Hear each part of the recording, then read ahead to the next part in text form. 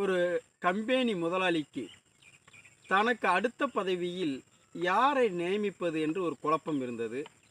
ஏனென்றால் அந்த பதவிக்கு 3 நபர்கள் தயாராக இருந்தார்கள்.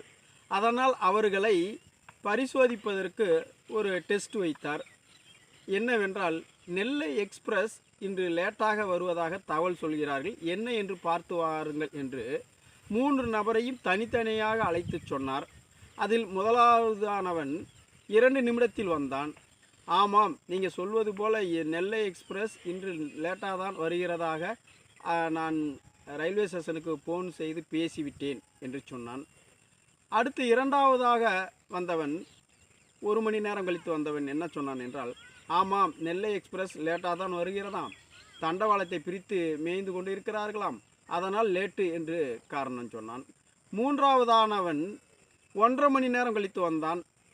நெல்லை எக்ஸ்பிரஸ் லேட்டாக வரும், கன்னியாகுமரி எக்ஸ்பிரஸ் சரியான நேரத்திற்கு வரும், அதில் ஃபஸ்ட் கிளாஸு ஹவுஸ்ஃபுல், செகண்ட் கிளாஸில் டிக்கெட் இருக்குது, அதே நேரம் காலையில் அங்கே போய் சேரும் வகையில் பஸ்ஸும் ஒன்று இருக்குது, நீங்கள் சொன்னீங்கன்னா பஸ்லையோ அல்லது ட்ரெயின்லேயோ ஒரு டிக்கெட் போட்டு விடுவேன் என்று 3வது மாணவன் சொன்னான். இதில் இந்த 3 நபர்கள் சொன்ன தகவலின் அடிப்படையில் அந்த கம்பெனி முதலாளி யாருக்கு வேலை கொடுத்திருப்பார் என்று நீங்கள் கமெண்ட் பாக்ஸில் பதில் போடுங்கள். நன்றி.